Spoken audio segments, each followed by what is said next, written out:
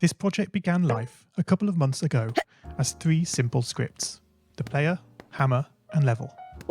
I spent no time on the art, just using ScratchGat and a few rectangles drawn in the sprite editor. The scripts for the player quickly mocked up in a similar fashion to those I teach on my YouTube channel. With the hammer I had to improvise because I'd never done anything quite like that before, and boy did I prod and poke at those scripts. What I had imagined and the results I was achieving were hard to reconcile. The hammer and the player sprites would get stuck in the walls and ground, shake and jiggle and clip up to the top of the screen. Worst of all, when I tried the bread and butter action of lifting the player up upon the hammer, any tiny movement would throw the player into a crazy up and down motion as if bouncing upon a possessed pogo stick.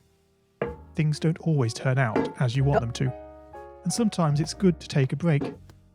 So, for the time being, I shelved the project, letting it slowly slip down the list of unshared projects, joining the countless multitude of unfinished, unseen projects that haunt the vast storage archives of MIT. Have you, as you've been playing this game, stopped to wonder how you can balance on a hammer that is held out to one side? It feels quite natural in game, but try it in the real world, and you'll not get your feet off the ground. No, this game is bending the rules of physics. Although I was not actively working on the project, the desire to code the game and solve the initial problems constantly played on my mind. Finally, I decided to give it another go. Research is a powerful tool. Don't just rely on what you think you know. YouTube can be a great resource for gameplay videos. Being able to pause and rewind the action is invaluable. Did you know that you can step through videos frame by frame using the angled bracket keys?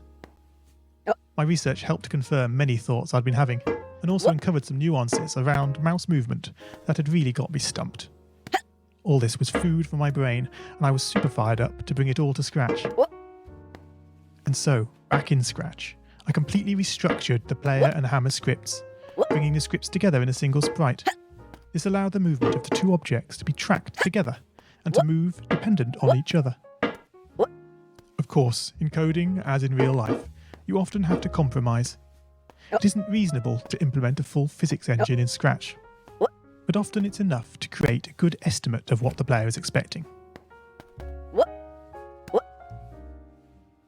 1 plus 1 is 2.